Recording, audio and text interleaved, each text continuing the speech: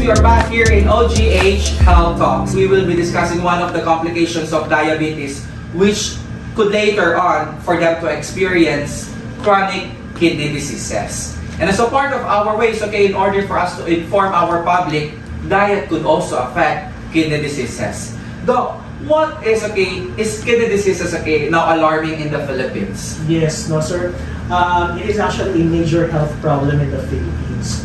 So actually, your chronic kidney disease is not only a complication of diabetes, but also of hypertension.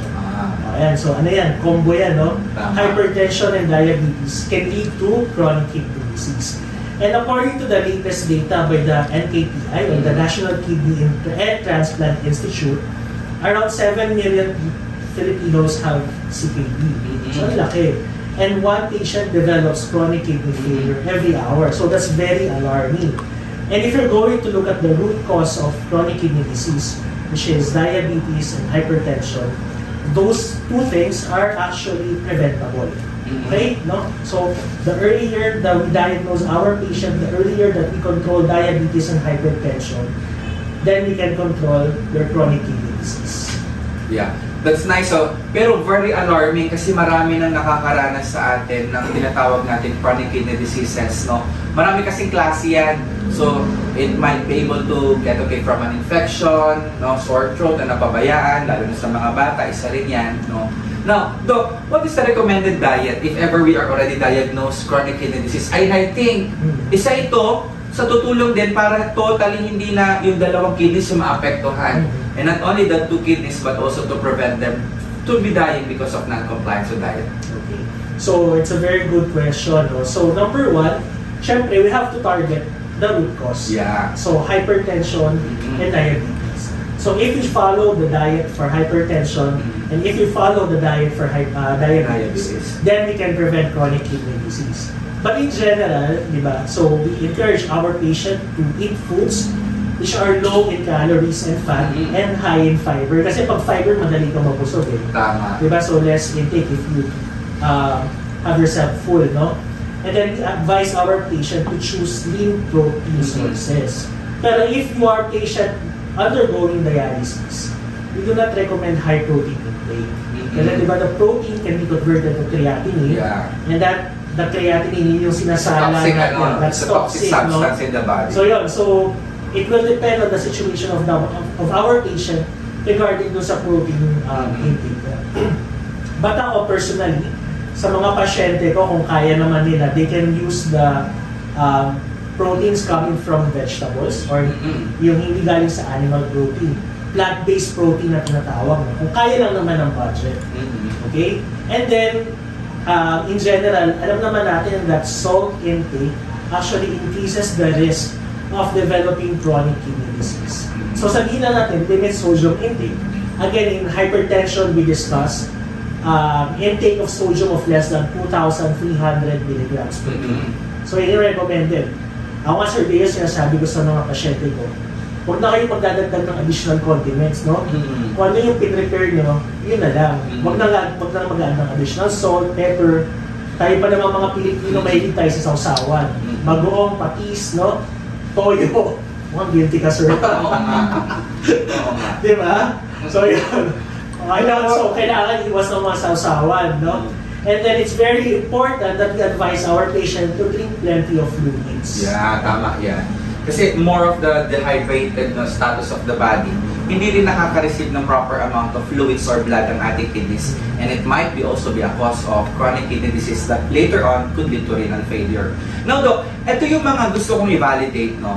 Ano yung mga example ng mga fruits and vegetables, especially vegetable, that are high, in protein, no?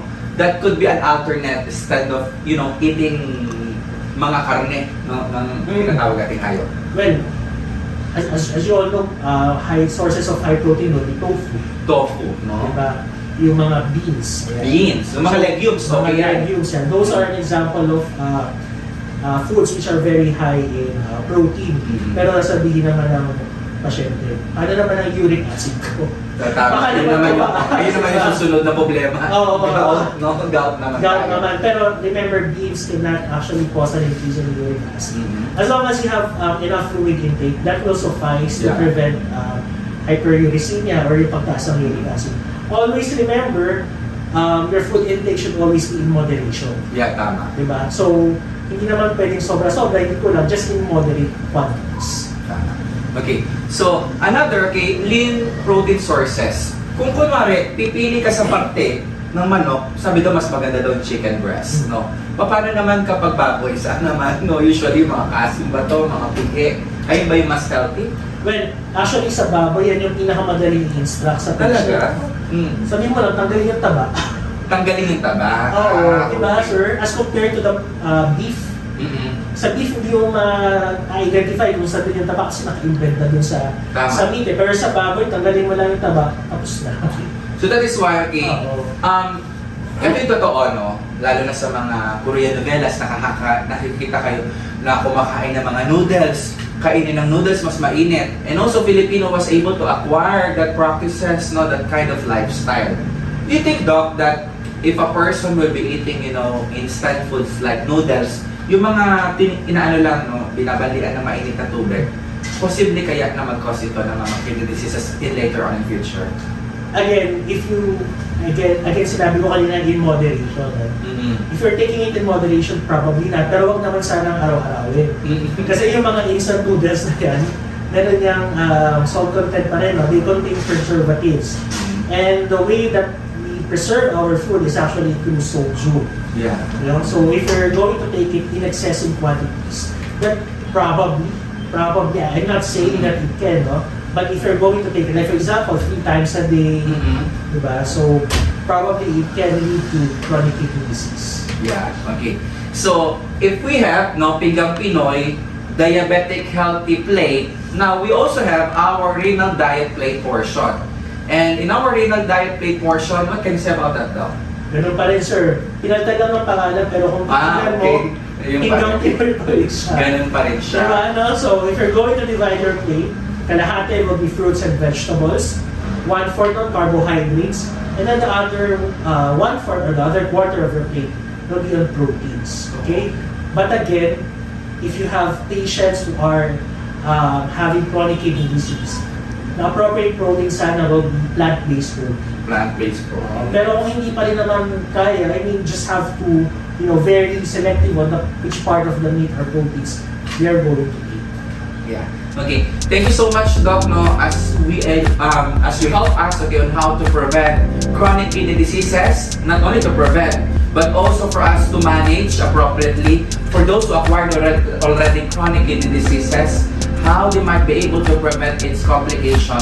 Because once we acquire these kinds of problem, chronic kidney disease, the only way is for us to undergo dialysis or possible kidney transplant. At ating mga taga-OGH, huwag na po natin hintayin na dumating tayo sa punto na magpapadialysis tayo at magpapakidney transplant, because in this moment, you already know what are ways to prevent that. Okay, and as I said, promotion of health and disease prevention is better than cure.